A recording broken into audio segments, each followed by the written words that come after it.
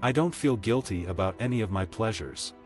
There are times when you're being judged on your appearance and you're not feeling your best self. It hurts, but as I always say, I try and be 100% myself all the time. So if I'm rejected, it just hurts that little bit less because at least I was myself.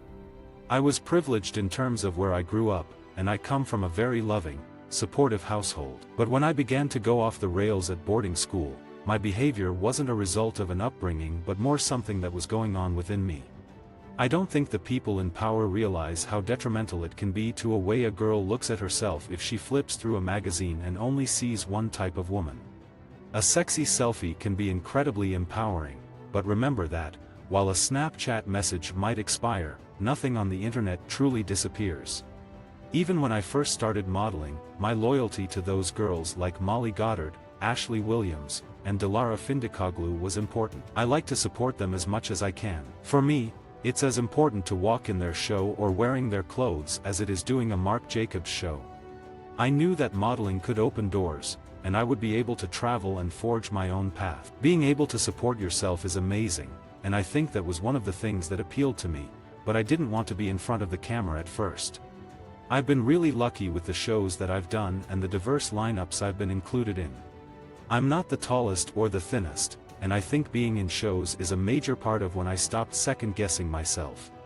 I did a school fashion show, and I got scouted there, but I wasn't very interested in modeling at that point.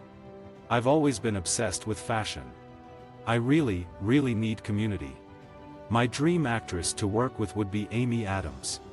The best part of going out is always getting ready with your friends. 2014 was a terrible year for me. I got a lot of help from psychiatrists, doctors, and my family, but also from group therapy. I met people from so many different backgrounds, and we were all able to relate to each other. It felt like a real community, and I stole that concept for Girls Talk. One day at a time. I live by that.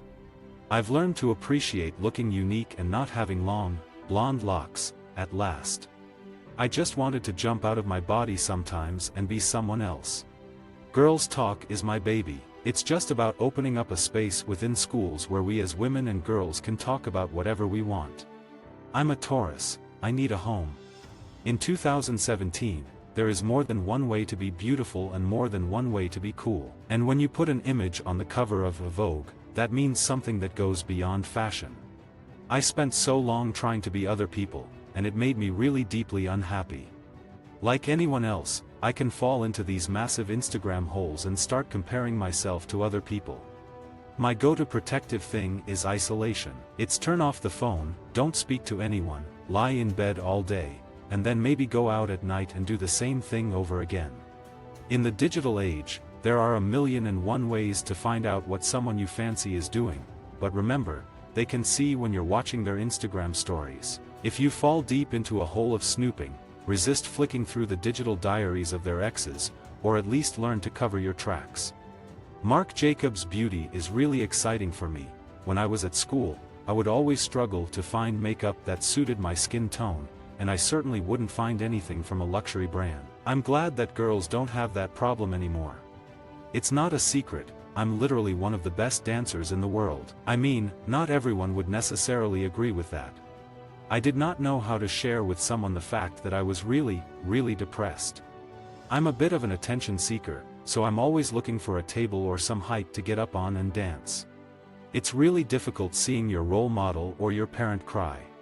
One of my aunties inspires me bows of how easily she shows her emotions, and she isn't ever afraid to cry. My mom, for her work ethic, she might not show her emotions in public very much, but she's a total power woman. My grandma, who watched 4 of her children die before her, she's a powerhouse.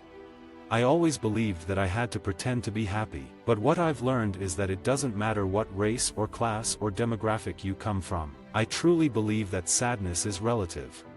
My mom never put those fashion ideals into the house. I didn't wear makeup, and I had my hair all frizzy. It has to be something people prioritize. It should be the #1 priority, representing all types of beauty, all types of shapes and sizes. I think if you don't like being in your skin, it doesn't matter how many times people say you're beautiful, how many jobs you get, or whatever it is.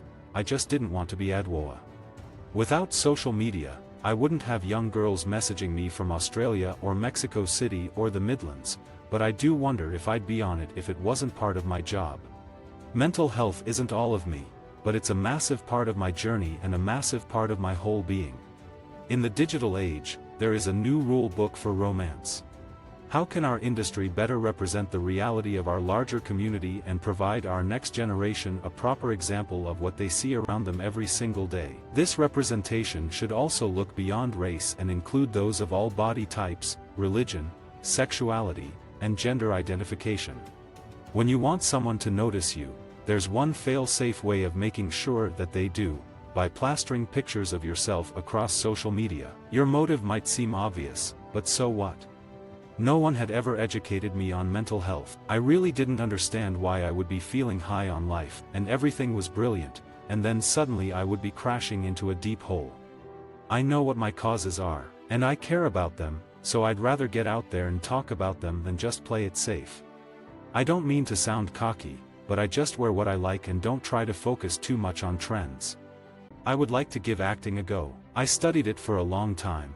I just want to make sure when I do it I am able to put in as much effort as I do to modeling.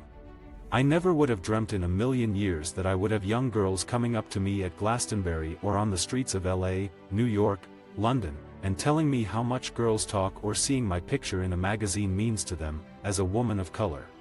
What I would say to anyone who wants to be a model is, have something else. This shouldn't be your be-all and end-all in life. There are so many other amazing things to be done in the world. I also think that the industry really celebrates a woman who does something else. So keep at it, but always have something else.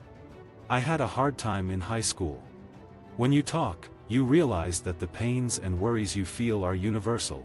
You no longer feel alone in your sadness. You relate and find comfort in the fact that there are other women going through the same things as you are.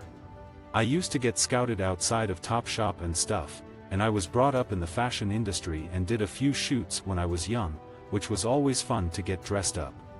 I've got a lot of jewelry that I love, whether it costs £1 or whatever, it's all precious to me. Visit our website for more quotes, quoting.com.